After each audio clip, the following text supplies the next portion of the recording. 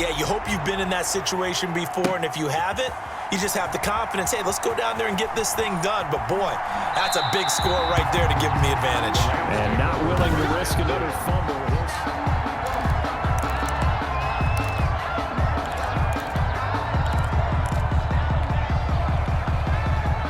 Set to begin their next drive, the Rams offense at the line. The ledger for them so far looks pretty good, doesn't it? It certainly does. Touchdown, touchdown. And he can't get a throw away. He's taken down. Alex Highsmith in there to drop him as that clock continues to run. Brandon, that's just football 101. If you're out of the pocket, you've got to get rid of the football in this situation. You cannot take a sack in a 2-minute drill. He'll try and run it. Room past the 20. And now running right through it. And all the way up to the 45-yard line. A gain of right around 35 yards on a play that started back inside their 10.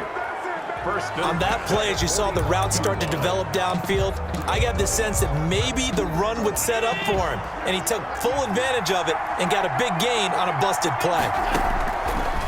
Now Allen. His throw's going to be incomplete. It was Minkah Fitzpatrick that time to break that one up. So back-to-back incompletions, now 3rd and 10. And first things first, before you think about marching the ball down the field, you got to move the chains. You're exactly right. Got to get back into focus here. Get the first down. That's what's vital to them. He may try and run for this. And they'll get him down as he's inside the 40. Josh Allen, very athletic at 6'5", showing the versatility, picking up the first on the scramble. 2nd and 10. They'll look to throw. And he can't get a throw off. He's taken down. What a huge play at this point in the game. A loss of 9 yards. And it's 3rd down. 3rd and long. 7th play of this drive coming up, but a long way to go on 3rd down. Back to throw. On the move to his left. Now a desperation throw deep downfield. And a throw there going to be incomplete. Now that's a tough throw because he's moving to his left. He's got to get his shoulders pointed back right to throw it all the way across field to try and connect. Unable to do so. What a Super Bowl this has been, and the biggest play comes now. It's 4th down. And that is incomplete, but there is a flag. And on 4th down, this is a big call. So they saw the contact before the ball arrived. Penalty flag for pass interference. And trying to avoid pass interference is so difficult. You're trying to slow down these skilled receivers, and somehow, some way, they make plays on the football, and sometimes you're there too soon. And this ball is caught. It's a touchdown. And now in the final seconds, they're a PAT away from likely getting this thing to overtime. He was on point throwing the ball right there. He had the big play to get him down close, and then he delivers a touchdown pass on 1st and goal. And you mentioned the big play that got him down close. I think that big play left him reeling a little bit. They didn't recover from it. And you know, they always talk about having to have a short memory on defense after a big play against you. Looks like their memory was a little too long there. Don't forget the extra point. It's up and good.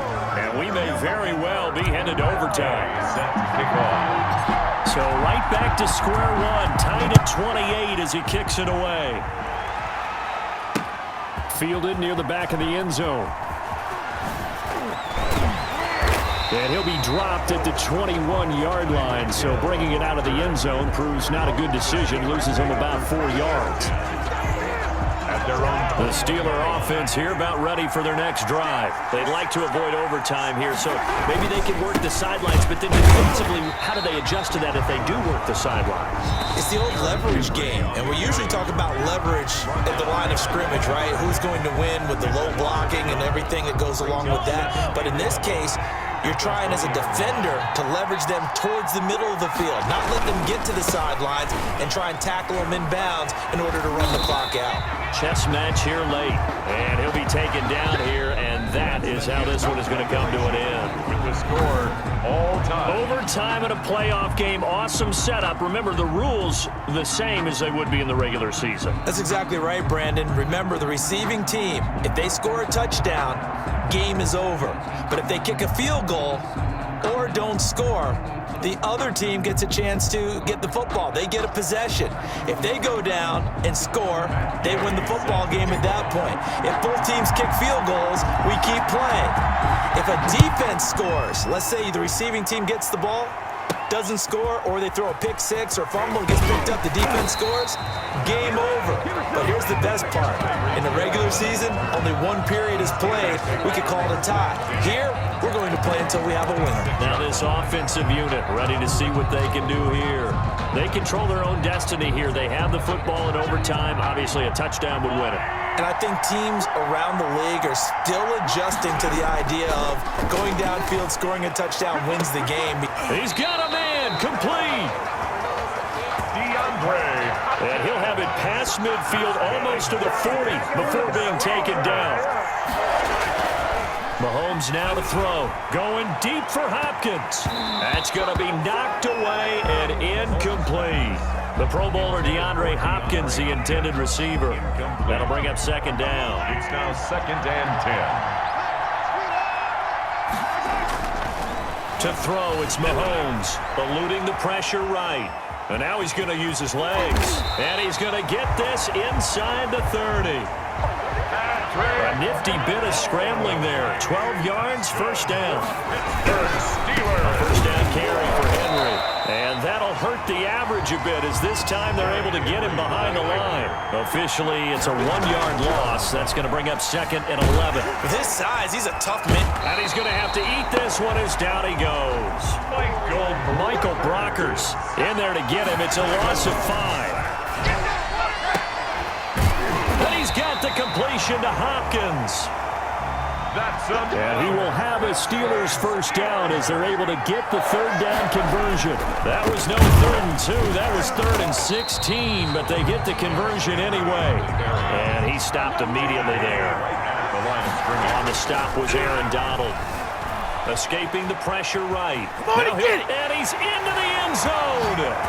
Move over, James White. You've got a new rival for best finish to a Super Bowl ever. The Pittsburgh Steelers have won the Super Bowl, and the Lombardi Trophy is going back to the Steel City. And when this moment comes, I think you look back at all the blood, sweat, and tears, the offseason, the workouts, training camp, week 1, 2, 3, all building up now to say you're a Super Bowl champion. It's worth it. It certainly is, and rarely do we have a team that hoists the Lombardi Trophy that didn't have their share of bumps along the way, didn't have to face some adversity in the journey, and now they get to just enjoy it and revel in it. And all offseason, they'll be signing their autographs with Super Bowl champion underneath it.